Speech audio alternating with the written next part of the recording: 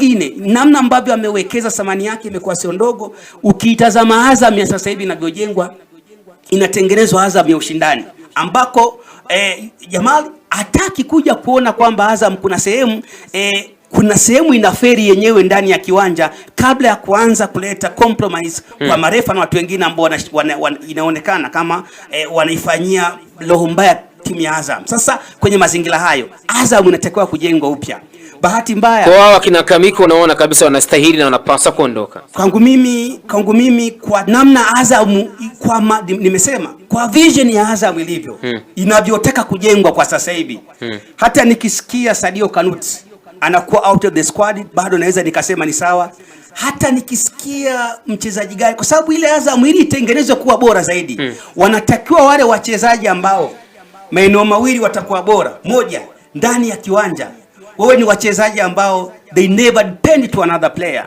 Unajua ziko nyakati ili taasisi iweze kwenda vizuri unahitaji watu wanaoweza wakasimama peke yao na kufanya activities zikaenda.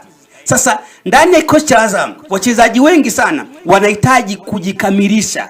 Yaani lazima apate support ya mchezaji mwingine ili aweze kufanya makubwa zaidi. Hakuna individual brilliance ya asilimia zaidi ya 100 kwa wachezaji wengi sana wa Azam. Leo tunamtazama Faisal ambaye ameshindwa kuwa top scorer kwenye ligi Tanzania bara baada ya overtaking kubwa sana aliyofanya Mosi Nduhumwe.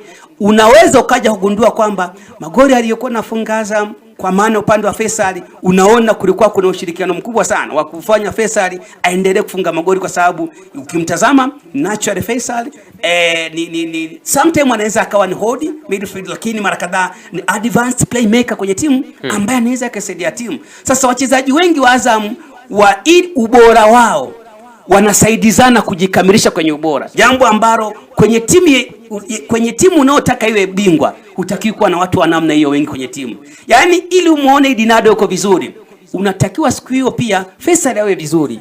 Kama Faisal yuko vizuri, kuna mtu kama James Kaminko anashindwa kutengeneza stability kwenye eneo la midfield ili aweze kuwa bora zaidi kuhakikisha kwamba timu haifungwi. Sasa kama una wachezaji walio wengi wanatengeneza complementary each other, manake lazima mwalimu aangalie sasa analeta wachezaji wa namna gani wa kujikamilisha wao kama wao. Yaani mfano ukienda Dar es Salaam Young Africans unakutana wachezaji takriban 6 wanao uwezo wa kusimama wao kama wao and they can show brilliant performance. Wa kwanza mchezaji anaweza akafanya hivyo kwenye mfano kwenye kikosi cha Dar es Salaam Young Africans yuko Mdasiri Habasi.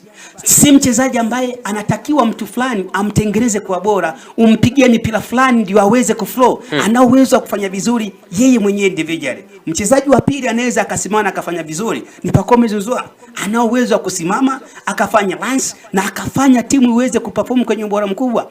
Na mchezaji wa tatu ambaye kwa sasa yupo pale ana uwezo wa kutengeneza yeye kama yeye akaisaidia timu. Unamzungumzia the Star Boys, man from Republic of Uganda. Amefanya vizuri sana akiwa na Vipers, amekuja Tanzania na anafanya vizuri. Miongoni mwa wachezaji ambao wamekuja kufiti kwenye mfumo wa Dar es Salaam Young Africans, Arani Okello, wanafanya vizuri, ni wachezaji ambao wanasimama individual. Sasa kwenye kikosi cha Azam hakuna mchezaji ukimtoa at least Faisal kidogo, hakuna mchezaji ambaye unaweza kusema huyu timu nzima imeshikwa lakini yeye amegoma kushikwa. Yaani unashangaa timu imeunderperform but one player he become on outstanding performance. Mchezaji mmoja anabaki kwenye headline kwenye story. Yaani ukienda kwenye front page of magazine, yaani ukaenda kwenye kurasa za mbele za magazeti unakuta huyo mchezaji kafanya vizuri wakati timu ilizidiwa. Sasa kwa mazingira hayo ni lazima Azam sasa ianze kutengenezwa na wachezaji ambao